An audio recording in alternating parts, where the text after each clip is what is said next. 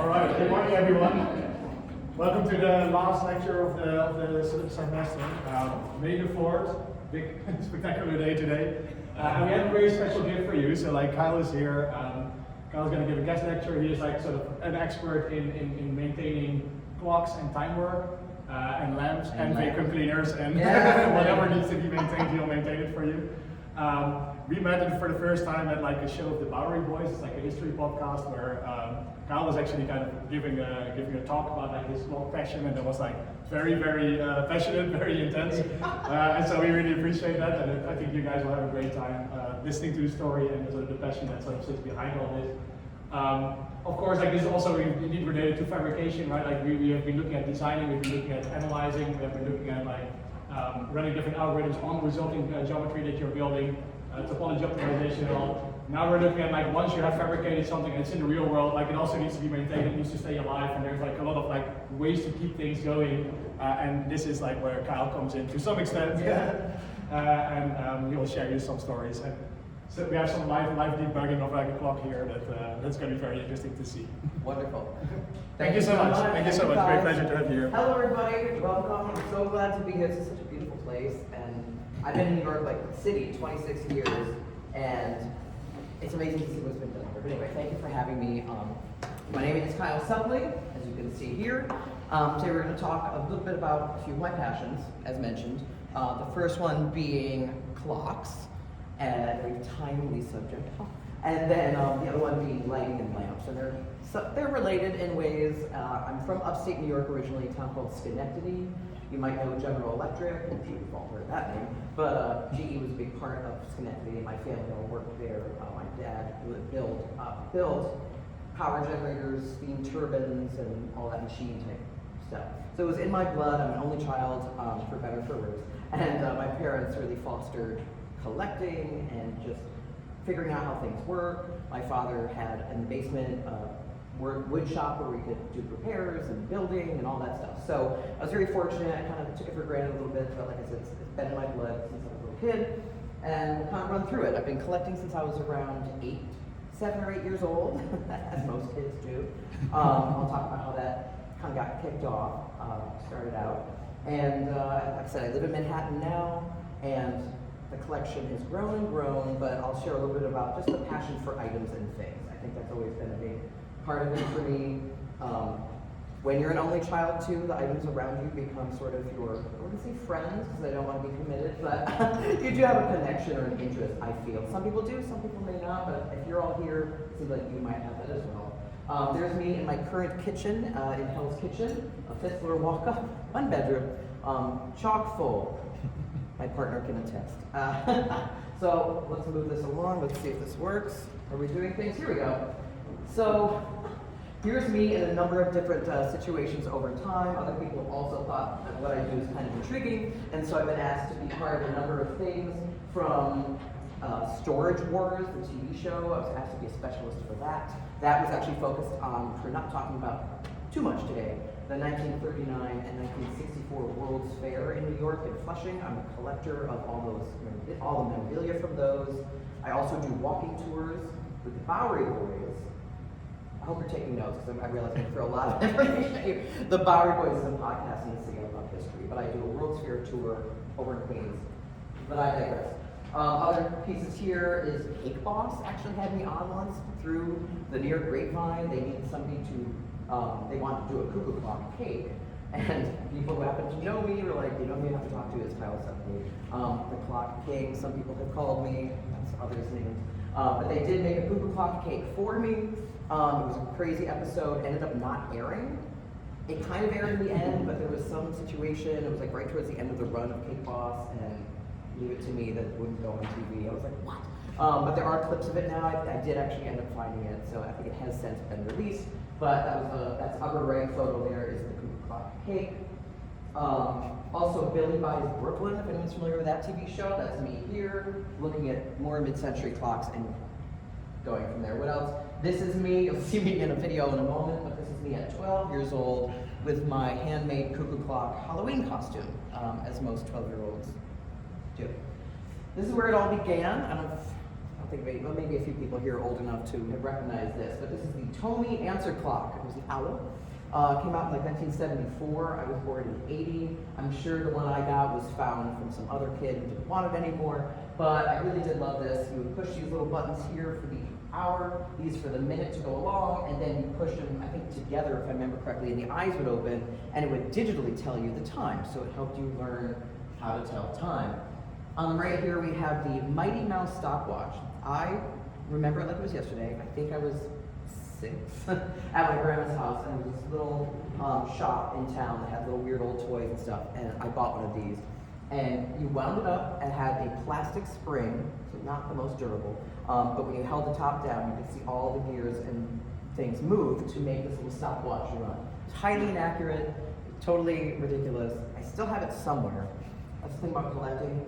Don't let stuff go unless you have duplicates or it's going to a museum. That's just my rule. But this is kind of how it all began. So the interesting clocks. I used to ride a bicycle on the back of my mom's bicycle. She was like, "What is with our child? He's always drooped over, looking like didn't look good." It turns out I was staring at how the gears all worked on the bicycle, because when they would shift gears, the whole movement of how it worked was really intriguing to me. And so, like I said, it was in my blood. Then this movie came out around, I think it's 1985. I think I saw it in 1986 or 7. I'm seeing some nods in the audience. Arguably one of the best films of all time, next to Pee-wee's Big Adventure. This is my opinions. But Back to the Future, incredible movie. And the opening sequence of it, they go through. Raise your hand if you're familiar with Back to the Future. Who's seen it? Kids these days, thank you.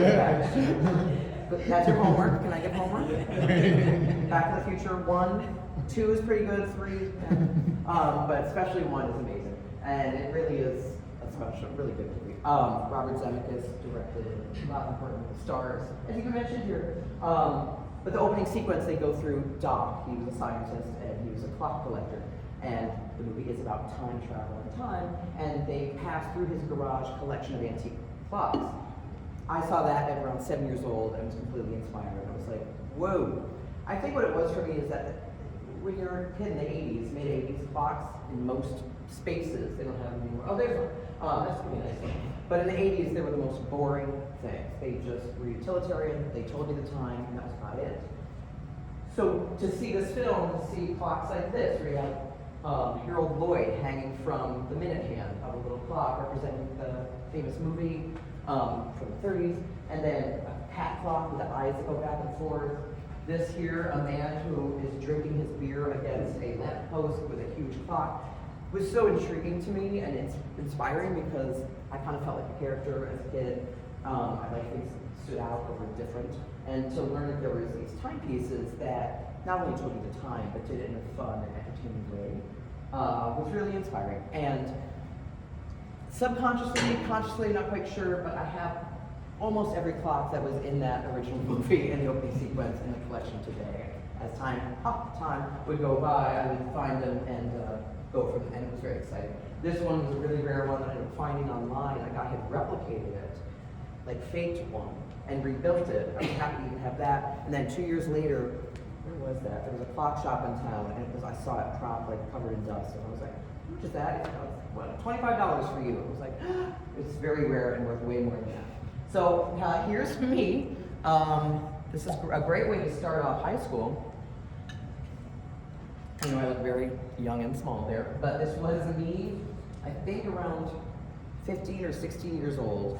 There was a teacher who got word of my collecting, and she said, oh, we're putting a collector's page in the yearbook, and it's all celebrating collectors, and you should be part of it. I was like, oh my God, sure. So my mother and I set this little photo in my bedroom in Schenectady with my clock collection at that time.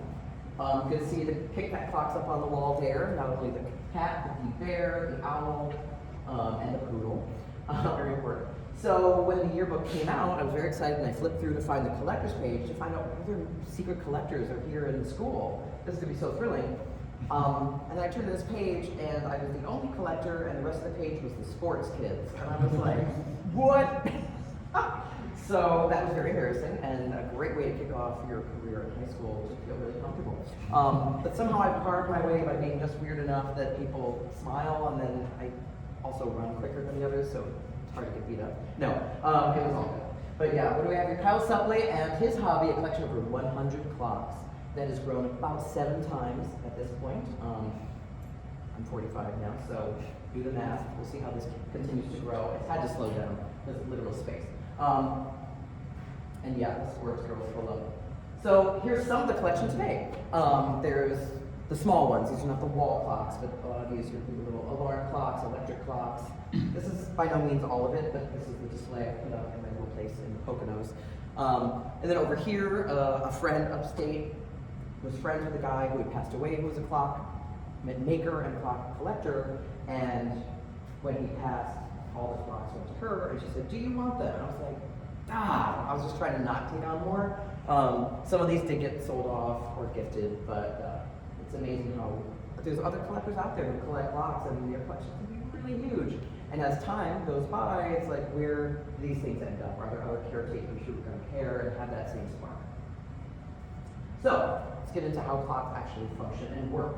There's a number of different ways. If we go back to the kind of earliest, not as far back as the water drip clock, if you're all familiar, that's how they used to count time, fill a bucket of water, watch how long it took for the water to drip out, and there would be increments along the bucket as the water went down. That was the first documentation of passage of time.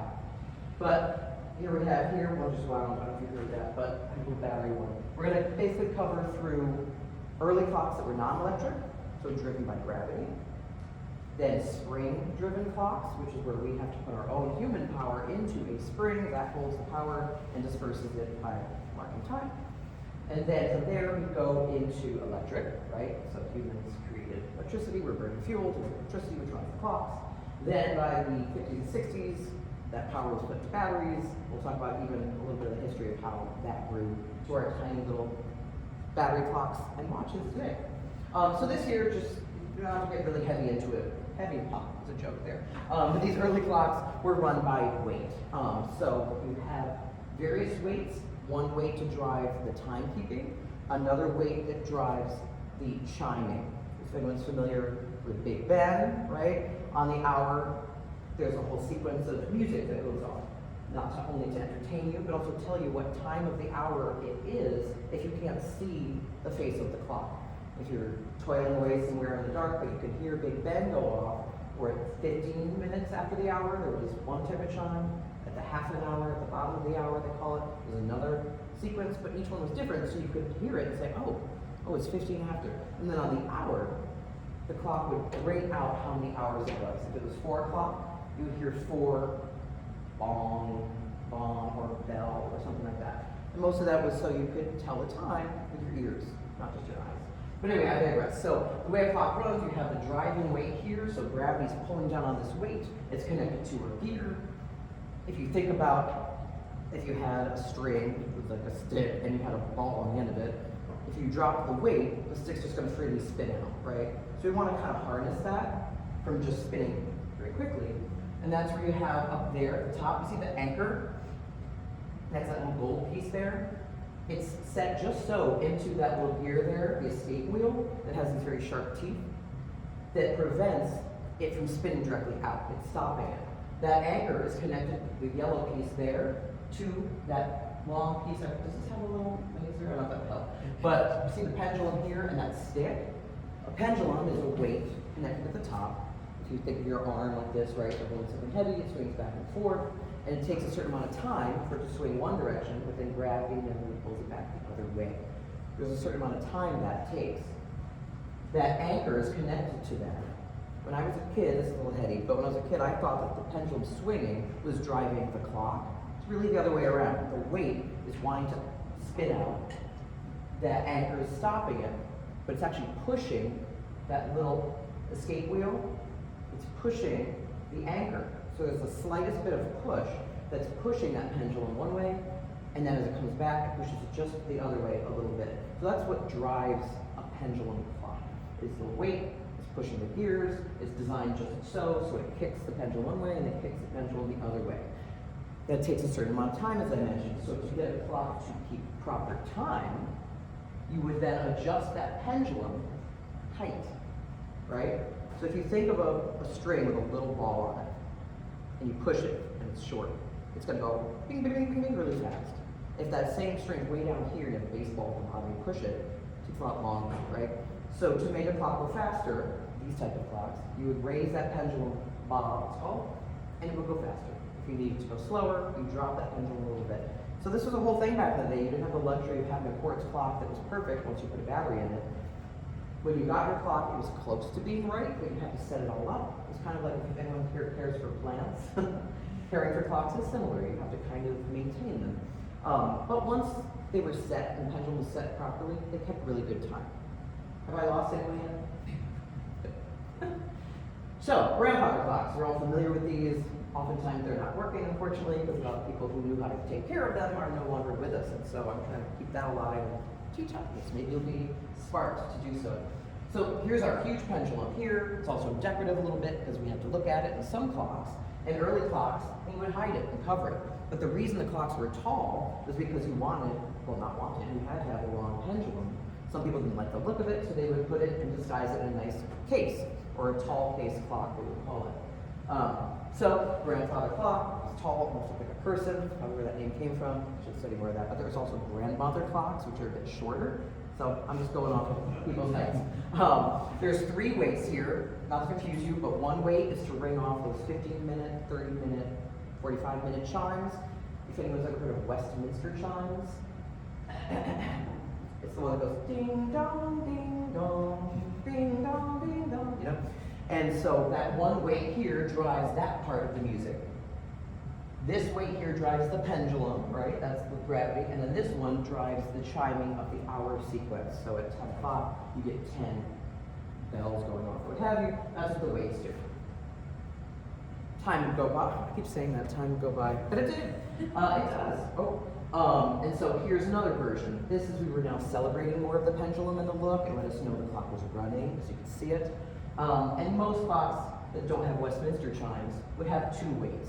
One to just count off the hours, and almost all clocks ring in half an hour as well. They usually go off once, so you'll hear 1 chime.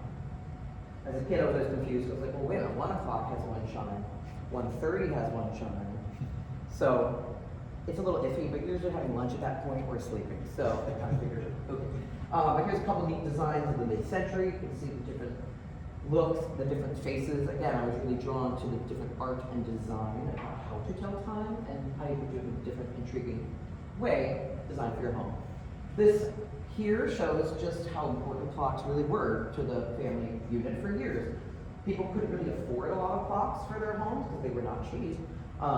It's kind of like having a huge computer for your home at that time. So there might be 1 or 2, maybe 1 in your bedroom, 1 in the main hallway, close to from the kitchen, you could see it. But again, they would chime and ring off often. That was helpful. So that way if you're in the kitchen, you're cooking away, you hear it ring off in the hallway, oh, it's 3 o'clock, fine, you don't necessarily need a clock in every room. This is 1800s or so. And also, children were often tasked to maintain the clocks. You don't have to get deep into this, but most clocks run for either a week or a day. Clocks that ran for a week were more expensive because you had the luxury of not having to maintain it also, right? And then there was wind-up little alarm clocks or other types of clocks that would only run 1 day. Cuckoo clocks often are 1-day clocks, or 30 hours they call them. And so each day you have to pull up the weights because, as we talked about, the gravity slowly, it's a little imperceivable, but gravity is slowly pulling these weights down. So when you go back at the end of the day, the weights now are almost to the floor. If you don't want that, the clock will stop, so then you can pull them back up. So it was something the parents would say, hey kids, go maintain the clock, get up on a little ladder or stool or whatever it might be, make sure it's keeping the right time, adjust it so it's keeping time properly. Again, you don't have to do that forever, but there's a time to do that. And then just wind it. If you don't, the clock gets mad and comes for you, like in this photo here. Laugh throughout the room. Are we all awake? Monday morning, I guess. Okay, so we talked about pendulum-driven clocks. Then they invented this, which is pretty great. The thing with a pendulum clock, it has to be very sturdy, it has to stay put. Because if you rock it, the weights are going to move, the pendulum's going to be offbeat, it may stop. So it has to be in one place. People wanted to then carry their clocks around with them. Carriage clocks was a type where they would actually bring into their carriage with them to different locations or if they were traveling before watches and the rest. This is when this came into play. The escape wheel, which for many, many decades is how clocks were run. Same idea here. We have a spring, so the big yellow coiled spring. That's where the power is kept. You have the winding pinion on the side of a watch, an old school watch. Nowadays, a quartz watch, they still have it where you set the time with that little thing, but it did two things back then. You had to wind it once a day. There's a few that were 8-day watches, but you would give it power. The power would be in that spring and last for that entire day, which would drive all the gears, right? We have the minute hand, the hour hand up at the top. And here we have again the escape wheel. See the different shape of that? And then we have the pallet again.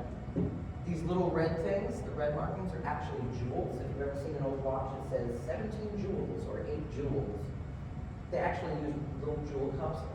It's a little tricky, but essentially they don't wear out as easy. So they would put them in the most important places. But anyway, you have this little pallet here. There's a pinion. This would rock back and forth like so, which then pushes this, which is the balance wheel. You'll see at the end, you'll have to come out and we'll look at some of the balance wheels. But this didn't require gravity to do the timekeeping, right? Or for how far the swing would go. This had a little hairspring here and something called a limiter, which we're not really going to. But as it runs, you can see how it's off a little bit of an angle there. It pushes one way, that kicks this wheel, the whole wheel's on a pinion and spins one direction. But because of this hairspring, it doesn't let the wheel just spin forever in one direction. It spins one direction, a little bit away, and then that other spring says, oops, we gotta go the other way now. And it starts spinning the other direction. It then clicks this way. This lets one increment move, which pushes the wheel the other direction. So the power we've put in here is pushing through all the gears, and it wants to undo, but this pallet is stopping it from just going winding. It's pushing this wheel, and then the balance wheel is maintaining how fast or slow that happens. How do we adjust how fast or slow at that point? I knew you were thinking.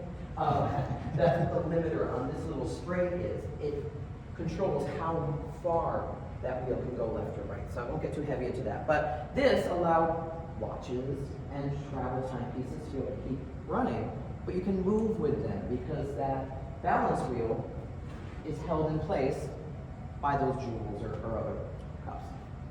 You with us? Feeling good?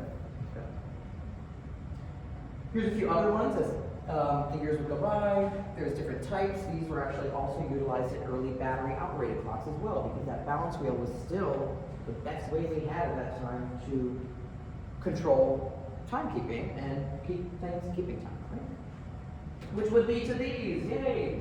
So watches of the 19th and 20th century were huge, and everybody would want not just one, but as many as they could. By the mid-century, it became all about design, and you could show off how much you made or what luxury by the different designer pieces. But again, they all have inside there that little escape wheel, and these can be very, very tiny. I have one that was my grandmother's watch.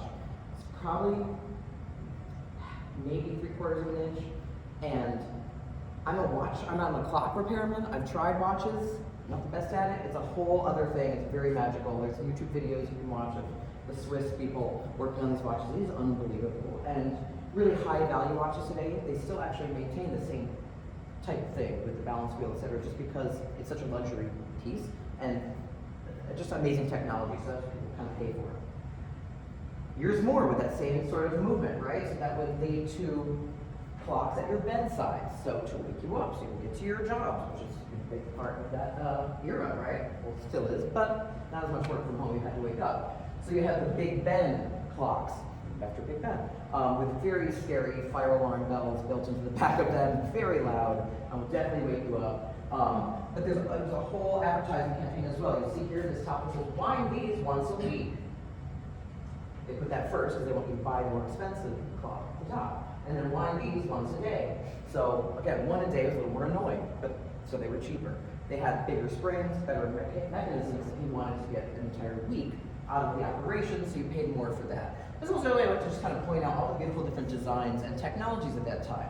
Glass was having its kind of big push, 1920s, 1930s, mirrors, so a lot of these are like reverse painted mirror glass to really make these clocks not only utilitarian, but also beautiful pieces you want to have in your home.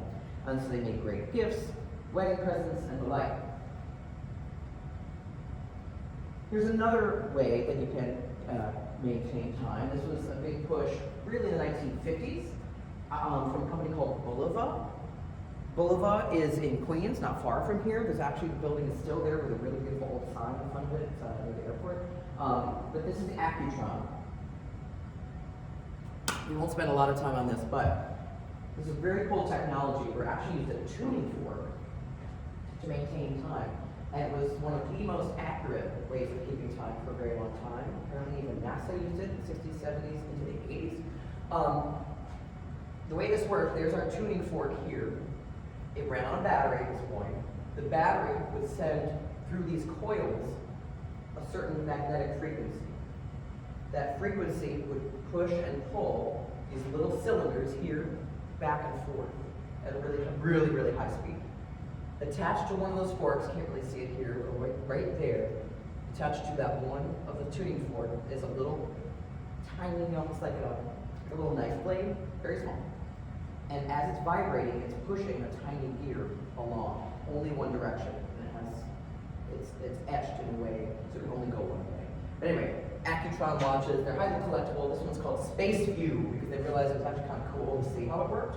Before that, they just had a plain face on it. The technology was hiding inside, and they realized actually it's kind of neat. We were, by the 50s, looking to outer space and the rest, so Space View, great name. They're highly collectible today. If you have one, mine needs work. I can't do it myself, but there is a person in Long Island that I'll be sending it to soon. I want it to work, but they're highly accurate and beautiful. Accutron. Okay, some other ways that we were keeping time as well. So as not only patents came out, but people were like, oh, well, that's that patent, I can't do that piece. There was ways around that, but people were always trying to innovate and come up with better ways, and especially ways where you didn't have to wind the clock as often, because we would all love to forget about time. That's what the benefit of battery watches today, or clocks. You get about a year, almost 2 years. But don't forget the batteries in there, because the batteries are still infallible, unless one of you feel like inventing a new one, please do, where they don't leak their acid out, because that ruins a lot of antique clocks. People forget the battery stays in there, or they run so long, they leak, and that destroys the interior of the clock. Anyway, these here, these are torch clocks or anniversary clocks. Raise your hand if you've ever seen one of these and been like, what is that? What? No one? No one? Nobody? One. Thank you. Wow. Time's flying, as they say.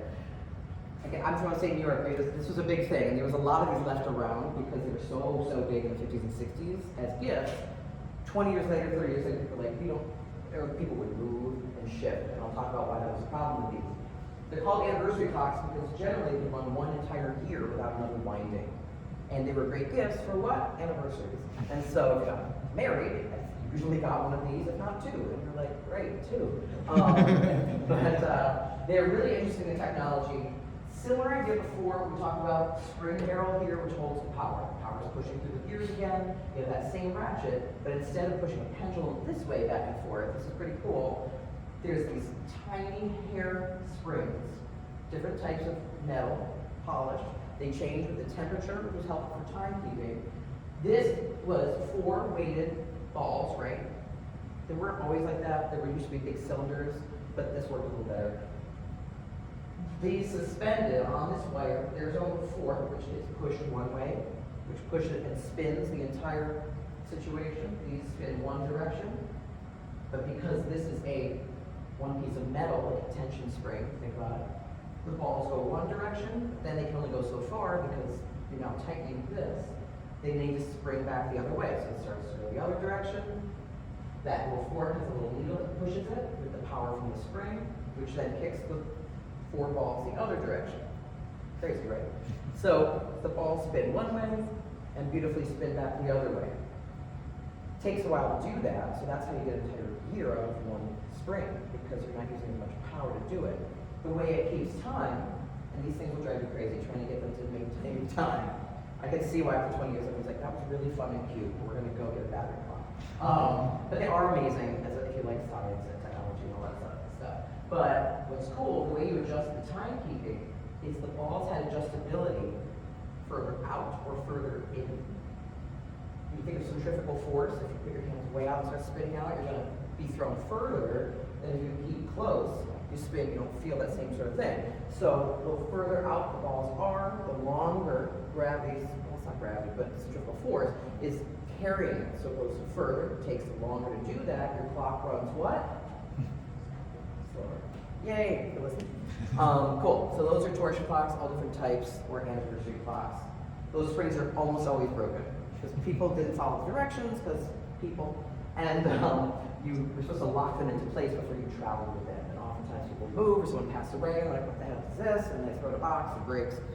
There is ways to fix it, call me. Okay, so this is kind of fun. This is the same era, well, a little bit after. This is from the 60s, late 50s, early 1960s.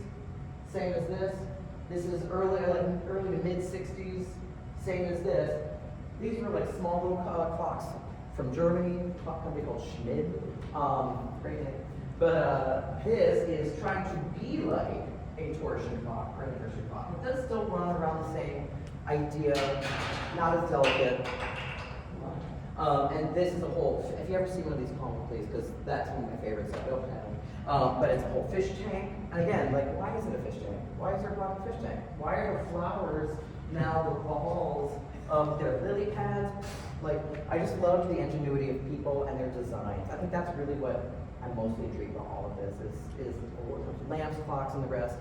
Just the human desire to go nuts, right? So this one here is kind of cool. It's a little pendulum clock trapped inside here, same sort of wind-up idea. You are still adjusting that tiny bob for the speed. You still have to kind of adjust it.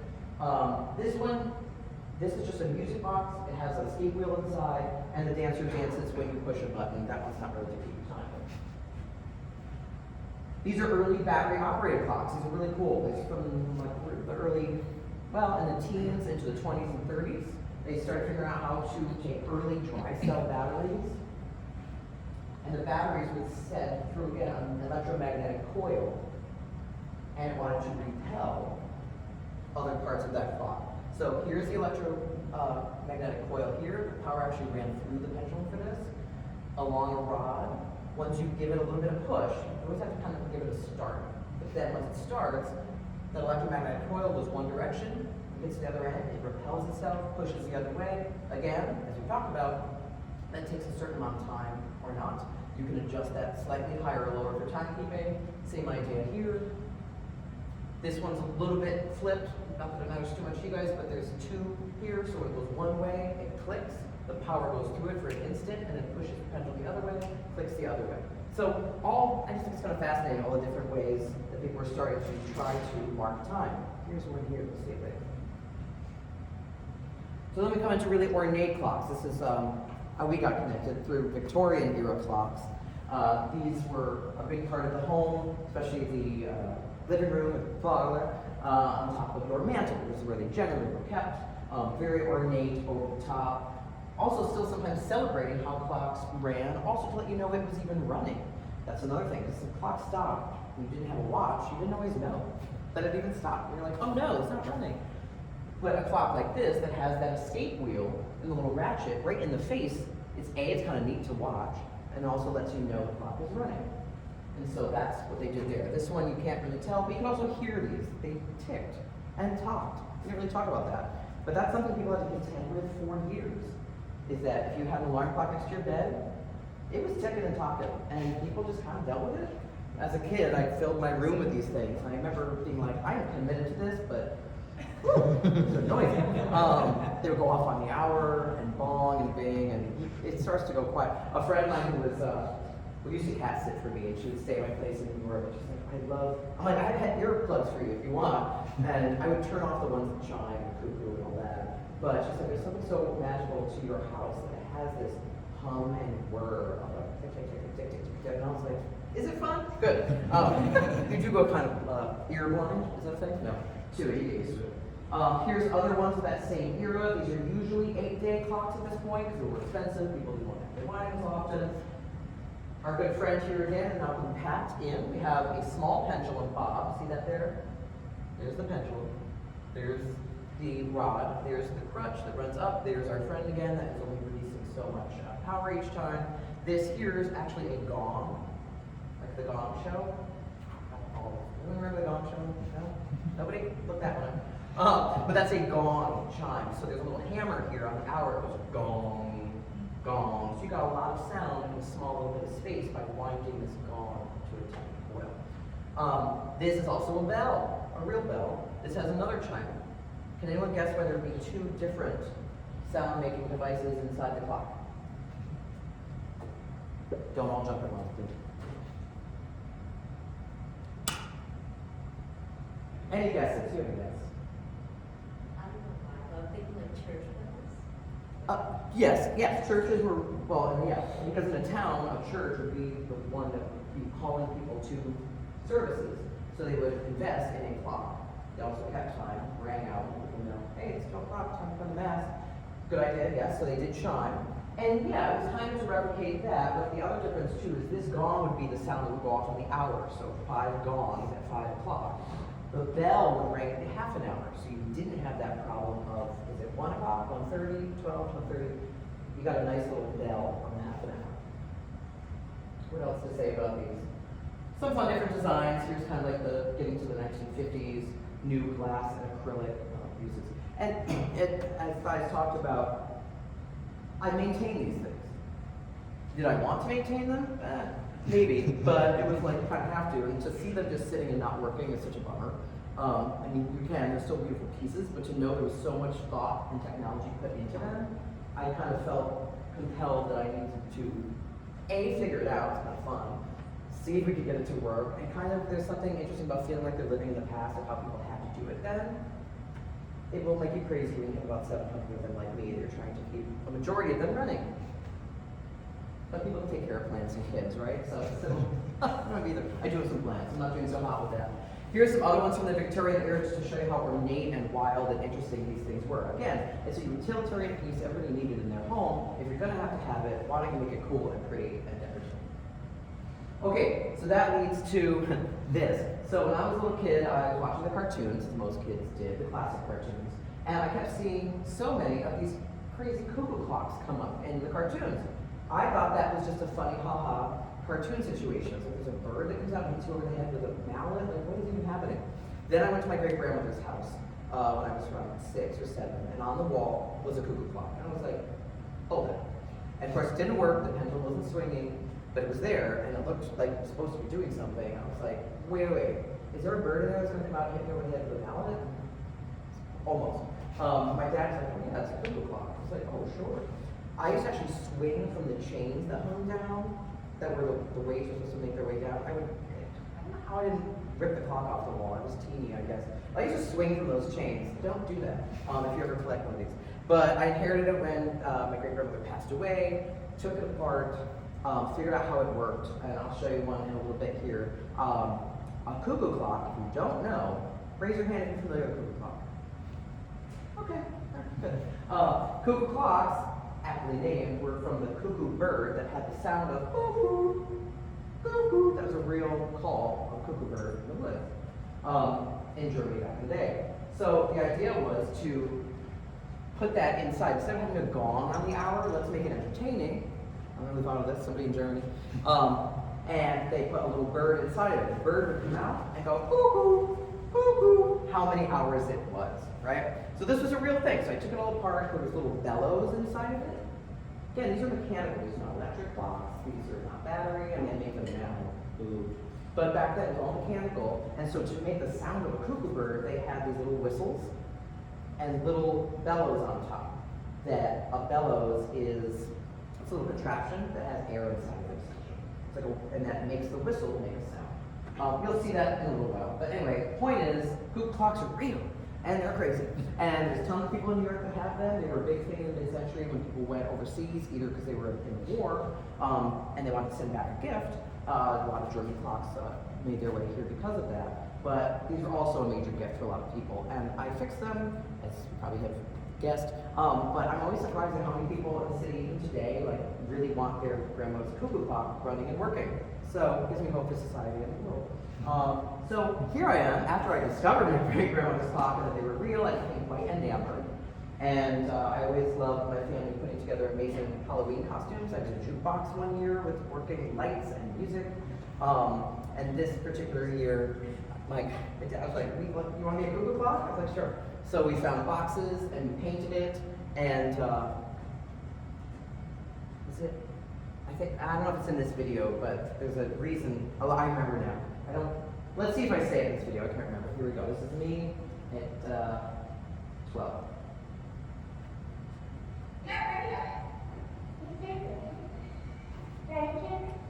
Yeah.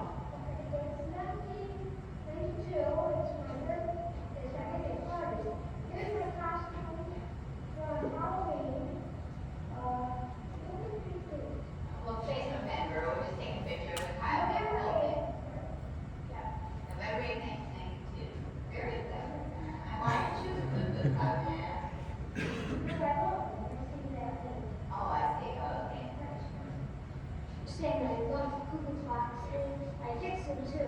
Here, some ladies, it was a mother gave me her 4 daughters, and the fourth one's so common. These were sent to me from Massachusetts because a jewelry store couldn't fix them, so they wanted to send them to me. And I fixed them so far, I'm still in the process of setting them right, but otherwise they work fine. On the hour, a little guy comes out, and he's a there's a bird.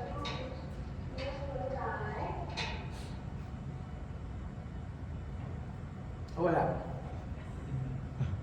Oh, I think that was just that's right. It was just a little teaser because it goes on and on. I mean, it's just a longer video. You don't want to have to sit through that. No, it is fun. But yeah, that is true. So there was this clock repair shop in Boston. The guy had passed away because it was such an old school thing to do.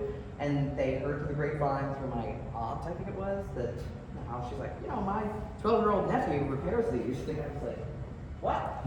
And so they sent 3 of them to me. They all got fixed, and it was really fun. And that's after I had learned how to fix them myself. I went to the National Association of Watch and Clock Collectors. My grandfather brought me to that when I was even younger. I was at 10, and I walked in, kind of like it is today, but a whole room full of 60-plus gentlemen. And I walked in, and they were like, "The Messiah is here!" So I was so young, and I fixed this cuckoo clock, like, "Oh my God!" And I was taken under the wing of this guy named Smiley Lumpkin. Great name. I think Smiley was a nickname. But he trained me only on like 2 occasions. And so for any of you out there who wish to have children or have children, early on, get them into cool stuff. Because your brain is a sponge at that point, and the stuff I've learned then has carried me through, and I still use so much of it. Anyway, cuckoo clocks. So here's some early ones here. So again, we have these pine cones, a decorative way to make the weight be driving the clock, but in a cute way, right? Pine cones are big in the Black Forest, where these clocks are from. So that's kind of why they did that. And then we have the birds in different looks. There's different types of these. I'm only showing one here. This is kind of an early design type here. There's still some leaves, some natures, and wood carving to make it pretty for the home. There was other ones that were like themed around hunting, like a dead rabbit and dead deer. And you're like, wow, hunting. But hey, it was popular, right? And you have birds on top, and then this little bird came out, and it's all themed, right? This one's kind of cool. This is a spring-driven. You wind it with human power, and so it could sit on a table. I don't know if you've gathered this yet, but the ones with weights, you have to hang high enough so the weights could drive the clock throughout the entire day. So that's why they're usually high up on a wall or inside a big case like a grandfather clock. Here's another, just me on the go. I was in Long Island at a friend's, and she's like, "Can you fix cuckoo clocks? I heard something about that." And here I am, in her car. Hey Pat. Hi. I'm just sitting here in Pat's car on the summer day fixing her cuckoo clock. She wanted to see how they work in the back. These people might want to see too. We get new bells, so we got new bells. It's coming up on 2 o'clock. You ready? Cuckoo. There you go. That right there, that's funny. Anywho, but the word got out in the city that I was the cuckoo clock guy, and there's been many folks who had me fix theirs. I don't know if anyone's familiar with Penny Arcade, but she's a storyteller. She's really fantastic, big staple of downtown Performance Art in New York. She had to go over to her place to fix her cuckoo clock. These can be very delicate, and sometimes they don't even need that much repair. If they get crooked, they can stop running. That's not what happened here, but they have to be maintained. People just don't have that knowledge as they did in the past when this was built into what you kind of did, was maintain clocks. So sometimes it can be great. You just kind of go in, you show them how to wind it, fix it, and it's running once again. And all that technology doesn't go to waste because we're celebrating and caring for it. Not to beat a dead cuckoo clock, but here's another kind of very rare one that sits on a table. Again, usually these are ran by weight. But there's your springs once again. There's a big pendulum we talked about. There's a gong, because I don't know if you heard it there with the cuckoo, but right before the bird goes cuckoo, there's a bong. Bong, cuckoo, bong, cuckoo. It's like the birds being hit over the head. But that is the gong there, and there's our little whistles, and there's the bellows at the top, and so that's what makes the whistle sound. Closer view for you. There's this cool technology here, which is kind of an early computer, where there's different notches cut at different lengths. Some short, the next one wider, all the way up till 12 o'clock. That keeps the bonging or the cuckooing going at 12 o'clock, so it knows, okay, gotta keep going until it falls into the notch and then it stops. And that's how the clock knows what time it is, right? So that's kind of cool technology. Here's a recent repair that I did in the one bedroom, 5th floor walk up. There's not a lot of space, so the bathroom wall has become the repair shop. Don't love that for me or my partner or guests, but it's a clean part, don't worry, it's away from, but it's a musical one too.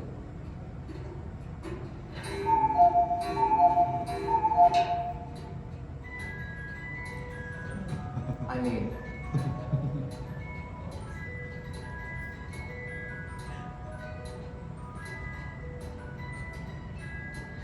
I love that old world charm. How cute and precious is that? And it is until, like, I have a friend who picked one of these for it that's musical, and the other day she came and she goes, is there any way to make it stop doing the music every hour and a half hour? It's like, well, we're going to take the weight off of it and just won't do it. But there was a time in the mid-century where they really went nuts with water wheels that spun, a wood chopping machine that chopped the wood as the dancers were dancing. Who needs to go to Germany when you have it on your wall with music as well? Very entertaining, very good. Okay, this is kind of neat. I just shot this video the other day. This is in the city. This is at Park Avenue South on 32nd Street. There's a really beautiful clock from 1926. It was the Schwarzenbach building, and this used to be, which is a little bit of a sad story, it's still with us, which is great. It's been electrified. It originally was all mechanical, which is outrageous, and hung over the main door, and there was like a big column between two entry doors of this building, and it was outside. When you went inside, there was a big closet door you would open, and all the mechanism was inside of the wall. And so it was a weight-driven, animated clock that also ran on the hour. They had to keep up to get tenants to maintain the building and make it be fresh and new and like all glass fronts, which is the new trend. This was a building from around 1925. It would have been better, mind you everyone out there, if you can preserve, please do it. You'll get more bonus points and it'll be more interesting down the road if you do. But anyway, they put in a big glass entry and rip out all the mechanism, sadly, when there was really only one like this in the world, probably, well, at least in New York. And then they moved it to the corner of the building. So it's still there. For the longest time, it didn't do anything anymore, except for tell time, which was a real bummer. Although there's been word that they did somehow electrify it to do what it's supposed to do. You'll hear the bell ring. I think something is dampening the bell. If you don't know what that means, basically you touch a bell, it's not going to ring as well as if it was left to just ring out, right?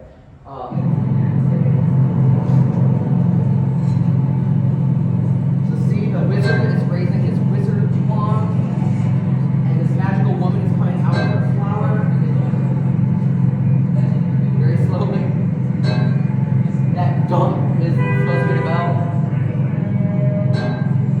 Great sound. It's supposed to go ding.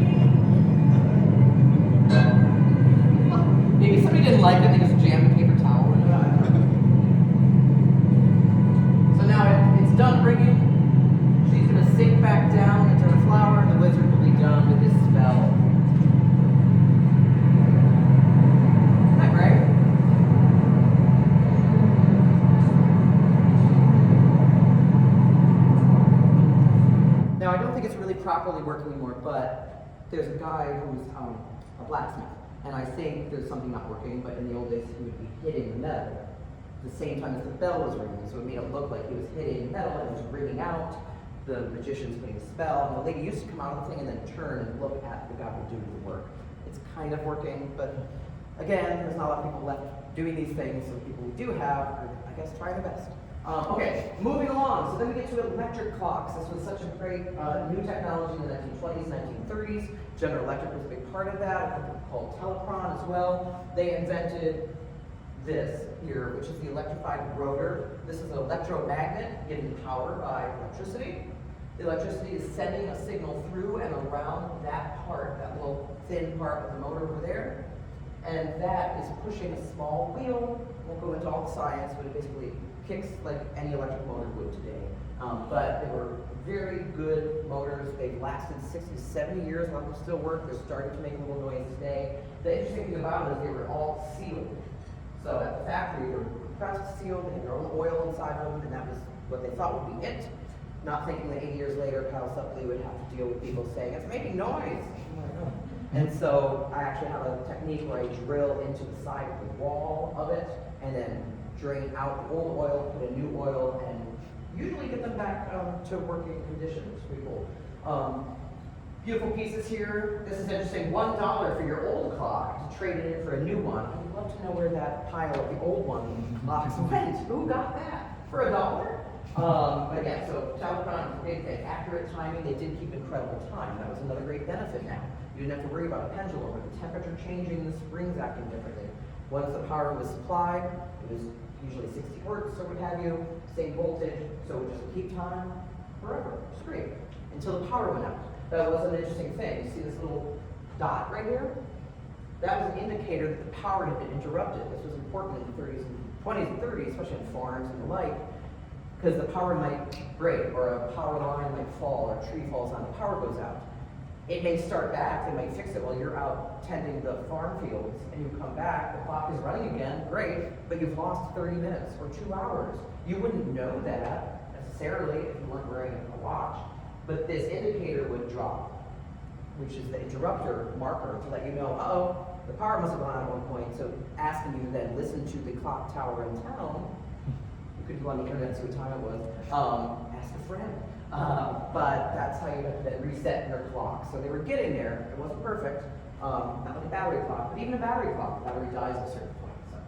So here's just some other options. They were all trying to beat each other for different types of motors, the way they worked, because there was patents on different ones. This one here is about the same as that one there. It's another thing, those little fingers on the outside of the disc are negative and positive current. And so it kicks that wheel with the dots to start spinning one direction. Early clocks, we're getting real nerdy here. You loving it? Early clocks, you had to start them yourself. It didn't have the technology yet. It could run in a direction, it could run in either direction. It wasn't smart enough to go one way as an electrified motor, if that makes sense. So if the power went out, like that red indicator, although you would know it's out because the second hand's not moving, right? But you had to push in and turn it to kick it in the right direction, and then it would run on its own. It still needed human power to do that. There were some electric ones in the 50s, or even 40s and 50s, that the wheel would start one way and it was going the wrong direction. A little ratchet here would kick it and kick the motor the other direction, and that's how we got self-starting. You would see that in some of the clock faces back then too. It was a selling point. Really, this is a self-starting clock. You didn't have to do any work. These are some early. It's neat because you can kind of tell the era these are from by the style and design of the clock. So this is the Art Deco early era here, the machine age. It looks like what building, everybody? We'll name the most popular one. Empire State Building, yes. A lot of them are called that, but that was a lot of buildings through the years have been inspirational for industrial designers and the rest, and just people were used to it, and it felt very futuristic at the time. Now it's kind of gone back, and now it's almost bounced back the other way. But here's a bunch of kitchen clocks. These were super popular in the 40s and 50s. The kitchen became a more important part of the home. People were in there much more often, so you had to have a reliable clock in those. A bunch of other electrical type early clocks. Look at these prices. I would kill for that, $2.25. That would be around $28, $30, if I had to guess, today, which is still a pretty good price. Lincoln Electric was a great company that was making their own beautiful designs. This is by the 50s here. There's actually a great book on these clocks as well, the Telechron ones. This is interesting, Lincoln Electric again. It wasn't the highest end of companies. I've worked on a few of these and they're good, they're not great. But this is interesting, free, 50,000 beautiful electric clocks. A clock free with every purchase of Johnson's Milko Malt. What? But they tried all these different ways to get clocks out there and to sell stuff. Then we get further into crazy designs, talking about making clocks fun. This is an early one as well, with an early type of plastic called Catalin, which is highly collectible today. There's radios made of Catalin. They're kind of a beautiful plastic. There's Bakelite, is another type of plastic. It's very moldable and popular. I'll show you one. I think there should be one coming up. This one's a very collectible one from Hot Point. Hot Point was a company that made ovens and appliances for the home. This one had not only timekeeping and a power off indicator, but on either side has other markings for time because you plug your oven into this clock and you could set the time that you wanted your roast to go in and your roast to then turn off. So the clock was doing more work than just telling you the time at that point. We'll get into these later, but I love these novelty clocks of the 50s and 60s that involved low wattage lighting. The reason there was lighting involved in clocks is not only to be a night light, so it was fun for your kids, but in the 50s when television had begun, there was a warning that if you didn't have some other light on in the room while watching TV, it would burn your eyes out. And we've all kind of felt that. If you ever watched just a TV with no lights, you're like, ah! And so it was a great selling point once again. Let's have a clock with a TV light built into it. TV lamps are another whole collectible series as well. We'll do that at a different time maybe. But just little lamps with planters and all these different things. But anyway, that's that. Some more futuristic looks here. This is the late 50s. The 50s was all about outer space and future and rest. Stars and outer space became a big theme, so this was a big deal. These are still highly collectible today. Then we get into the 60s and 70s, that whole mod look, as space in 2001, A Space Odyssey, might even further. Is what I'm saying making sense to anyone? Okay, good. Just make sure. I'm saying 2001, Space Odyssey. This is another kind of cool clock called the digital clock. Many people are familiar with these today in different variety, in the top of your iPhone or whatever phone you may choose. But these also use a lot of those early electric motors, and there was technology with these barrels with numbers on them. And those barrels would move at different increments, and that's how you got these times.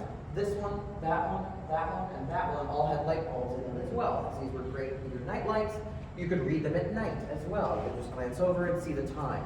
But very futuristic looks. And not only is it a TV clock lamp, it's a TV clock lamp. There we go, and then the Kit Kat clock. So my great-grandmother had this one, and when I was a kid, not only the cuckoo clock, she was very cool. She had the cuckoo clock and the Kit Kat clock, which Felix the cat was a cartoon back in the day, and it was familiar, look it up. He was a really cute cat, and so they made this one here.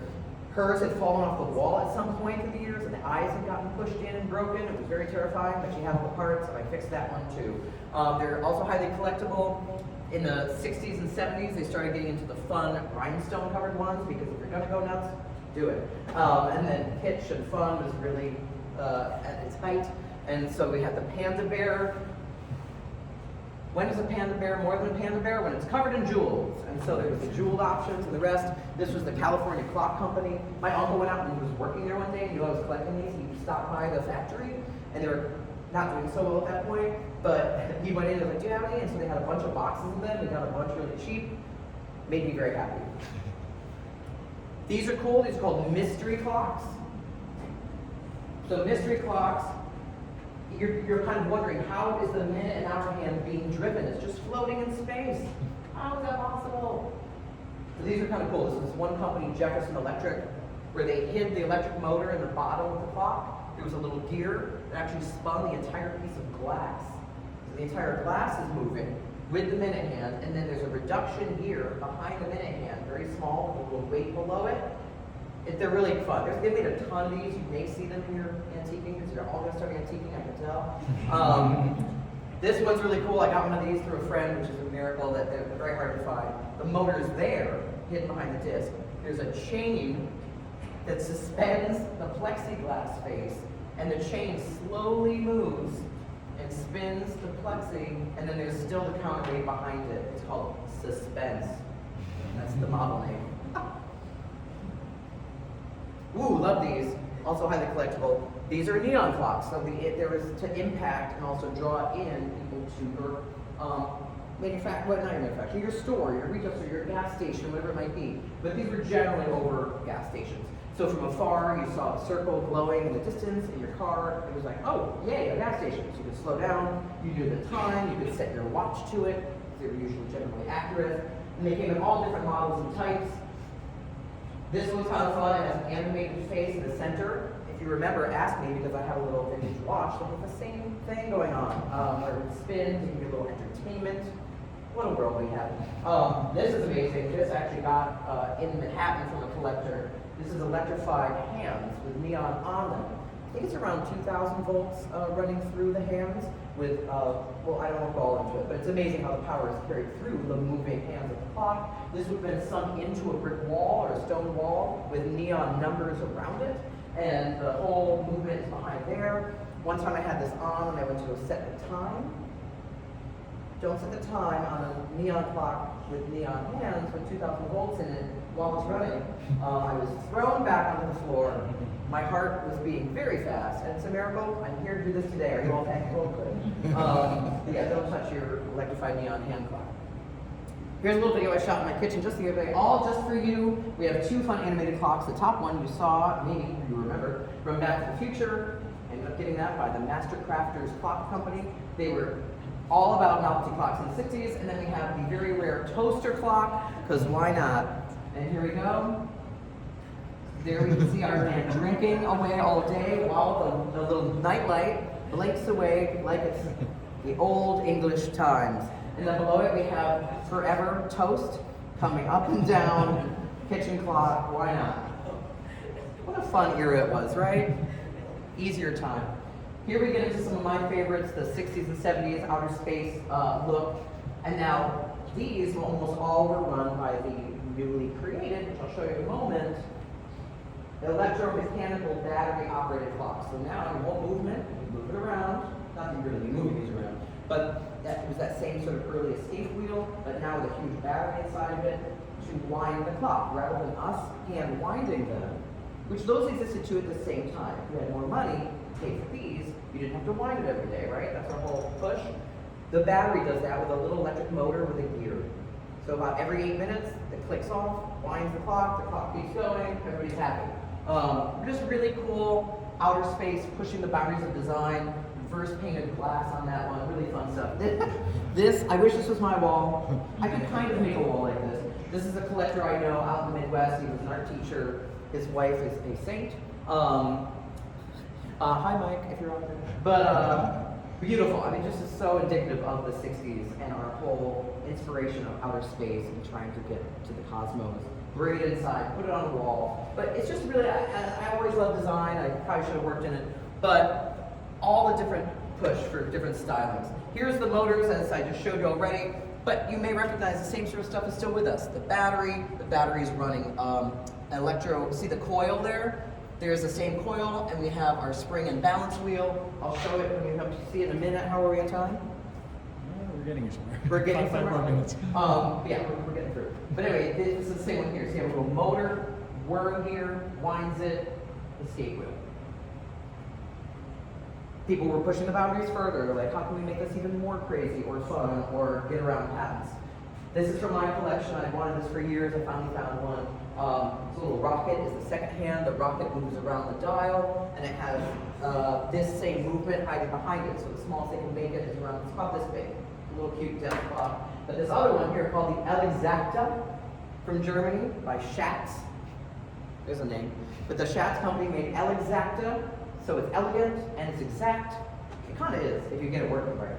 But this, I'll show you a little video of how this works. This is crazy.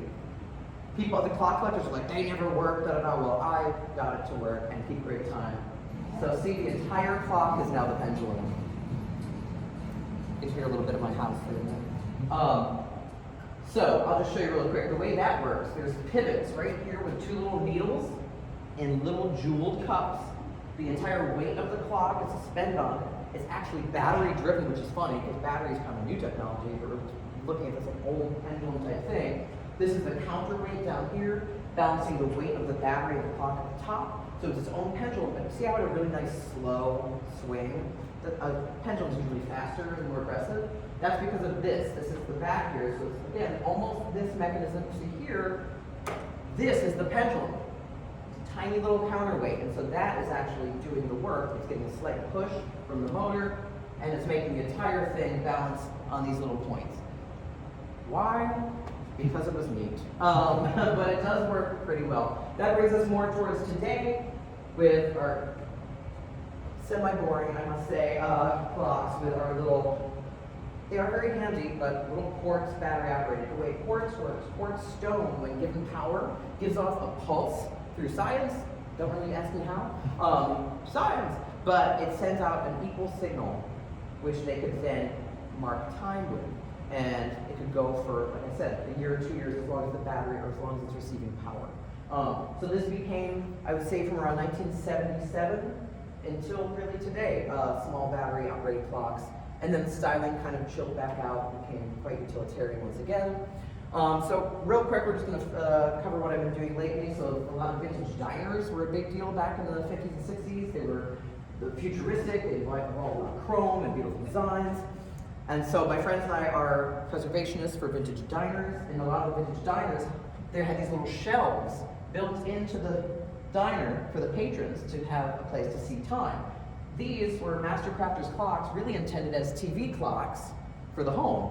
But it was the 50s, they're like, we need a small clock. A big neon one is too big. So they would actually buy these. This one was sitting in this 1954 restaurant since 1954, ran the entire time, had a little light in it. It finally started grinding. One day I went to the diner and it was missing. And I was like, oh my God, what happened? They're like, it's in the back, no one can fix it. I said, and so I fixed it for them. I put in an LED light bulb. I try not to make things too up to date, but since it's hard to get to an LED bulb, I figured it's okay, it's less heat, keeps the clock going longer. We're gonna quickly zip through lighting and lamps at this point, but this is the fun part where clocks and lamps came together and how I kind of got interested in that. I love things that are novelty and light up and do things. Lamp and clock. This is the clock marker where the entire shade turns slowly to tell the time. What? This is incredible. This is a tension pole lamp. I don't know if anybody's seen these, but back in the day there was tension pole lamps where a spring rod you would jam into the ceiling and then set into place and hold itself in place. So this was a clock and lamp combination, which is kind of fun. Here's some more clock lamps. This is a telephone. It's not really a telephone. It just looks like one. It's a clock, a lamp, and a cigarette lighter all in one because why not? Then we have our fish tank with a fish spinning around the dial up at the top there from the Sessions Company. This has glitter tubes. The heat of the light bulbs makes the glitter move through the tubes for entertainment value. Great TV clock. This is another one with like a starburst, and the light makes shadows along the wall. And another glitter lamp down there. Some of my favorites, and one of the ones I got as a kid that was my favorite one, probably still my favorite to this day, given where I live, the Statue of Liberty clock by the United Company based in Brooklyn, New York. This has a little shift that spin around slowly around the base. It lights up. You have the Statue of Liberty. There's even a little jewel that spins as a second hand to let you know it's running. Bells and whistles, folks. This one here is another of the same ilk. As you can see, this one's probably more the Cape Cod version with the lighthouse. This is sailboats rather than big, huge ships. Then we get into lava lamps. And who has another 2 hours to talk? Anybody? But I got very much into lava lamps. My other grandmother had a lot of grandmother help in this world, but she had. I counted 5 already. Right? Thanks, Grandma. That's not even shown here, but she had one like this that had a flower ring, and she would change the plastic flowers every year. We talk about mid-century kitsch. The lava lamps are amazing. They're a whole science experiment in themselves. They have wax inside of them, and when you put heat from a bulb, it not only lights them up and makes them beautiful, but the heat changes the density of the wax, which then makes it float up to the top. Once it gets to the top, it cools off because it's further from the bulb, and then it comes back down. And so you get this lava look. And so I'm sure you're all familiar. Unfortunately, in the 90s, they came back, and they were not very pretty, and everyone knocked them over, and they kind of got a bad rap of a bunch of stoners in school. But back in the day, they were a beautiful piece for your home. So then we get into 50s lamps, go on and on, I'll try not to. But in the 50s there was a big explosion of trying to make things funky and outrageous because we had been so square, literally in the 30s and 40s, with your typical lamp, with a typical lampshade shape when you think about it. They're like, there was the French occupation broke out, a lot of designers moved here, and we're really pushing the boundaries of design to say, let's go as nuts as we can. We've got the manufacturing, we've got the materials, we've got new fiberglass lampshades that can be washed. And so they started coming up with outrageous designs, like you see here. These lamps look like they landed from another planet. And people wanted these for their home at the time. You would come home with this and your wife would be like, oh my God, the lamp I wanted. And it's just so outrageous to think that these were what people wanted. I love it, and people really did at the time. I don't know if you would have it today. We can compete the antique store for it if you want. That one's one I found recently at a thrift store, or not, well, an antique store in Manhattan. It's got frosted glass that glows. You'll see a photo of that in a minute, but really beautiful boundary pushing designs. The tornado lamp here, just really ridiculous and amazing. We have early plastic lampshades with clouds and stars printed on them. Why not? Over here is the same lamp that's lit from the below, and so they use technology to glow through the glass to give its own beautiful effect. Nowadays, you go to IKEA, IKEA doesn't do it, but like lamps today, it's like a bulb on a post, you plug it in. But back then, they were ready to take off for flight. Here's you might recognize this, but there's my apartment. There's the Jefferson clock, the mystery clock, the glitter one there. This lamp I recently got, this is insane. It's just got everything ever, and it kind of looks like the movie Metropolis. If you don't know that one, look that one up, you should watch it. What else? Another amazing clock is called the Luxcraft Company, was one company. Majestic was another. They were all based in Manhattan, or Canada at the time, but they were really just going crazy. This one I got years ago in Williamsburg, an antique shop, one of my favorites. There used to be a place in Queens that had that and the bar, and I was always drooling over it, but then the bar went out of business before I could ask to buy it. This one I like to say looks like the outer space poodle, or like a dog taking off to walk across the table. Here's more from my collection here. This one has a little woman who spins around and she's dancing. This one here has a happy and sad face. It spins around on a motor, so it's involving clocks, motors. They even had clocks based in the lamps. They were based out of plexiglass because materials after the war were hard to come by, and plastic was, there was a lot of it.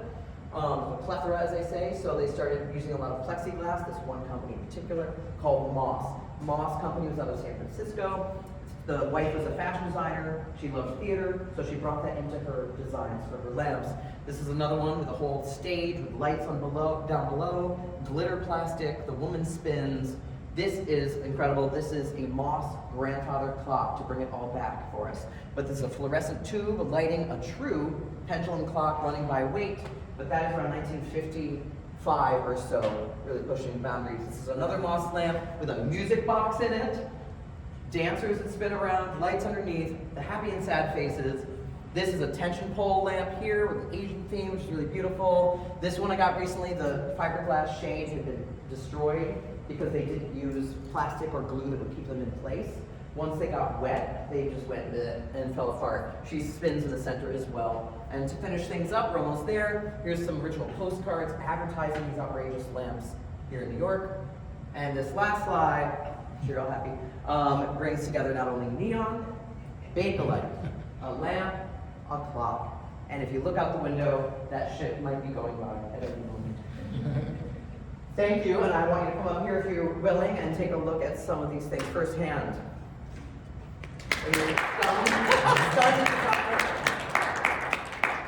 Yeah, thank you so much. You're welcome. We are at time, so like if you guys want to go check out the clocks or anything, if you have any more questions, feel free to do so now. I have a list for attendance, so I will check in with you guys. Thank you all for being here. This was super fun. Thanks, Kyle, for the talk. Of course, thank you, everybody. And I wasn't sure I'd be able to fill like even 20 minutes. So yeah, you did a good job at filling this slot. Once you wind me up. Oh, this is like 20%. Here's toasters, vacuum cleaners, World's Fair items, disco shirts, polyester shirts, platform shoes, ties, watches. All right. Thanks, everyone. It was a great semester. Come swing by, I'll just show you. the list here.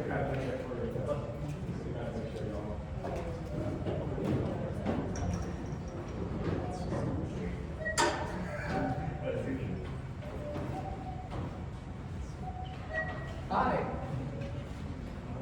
This is kind of our style. Oh, yeah, sure. Yeah. Here's the ski wheels.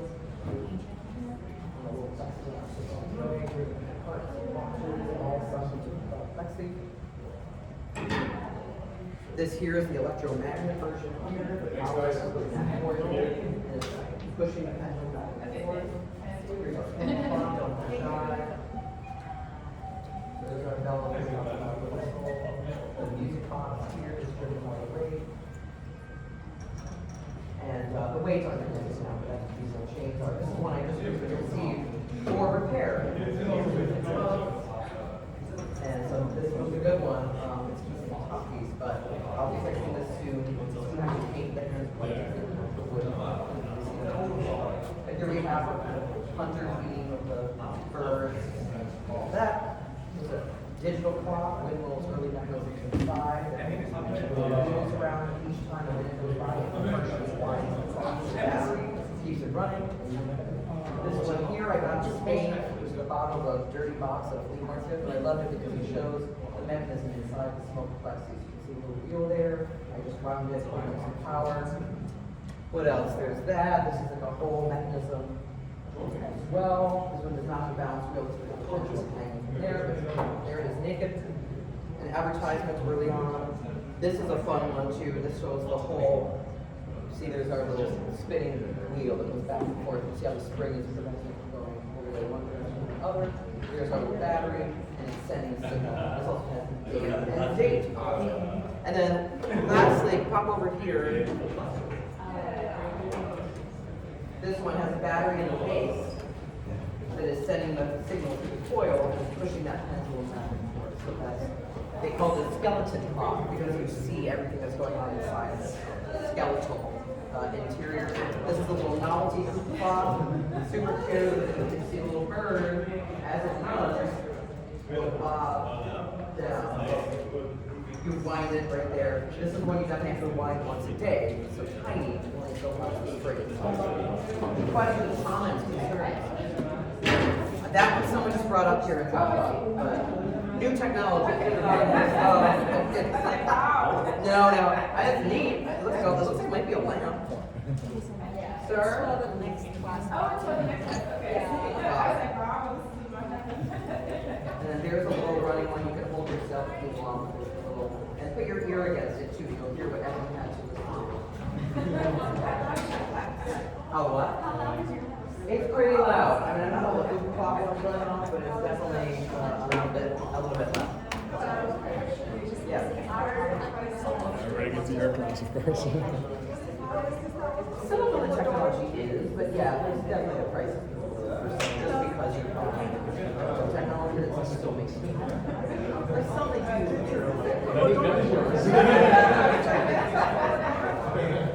but yes. Yes, but a lot of the accuracy could be achieved through but thank you. Oh, it has the water. All right. All right, if you're not in my class, please leave.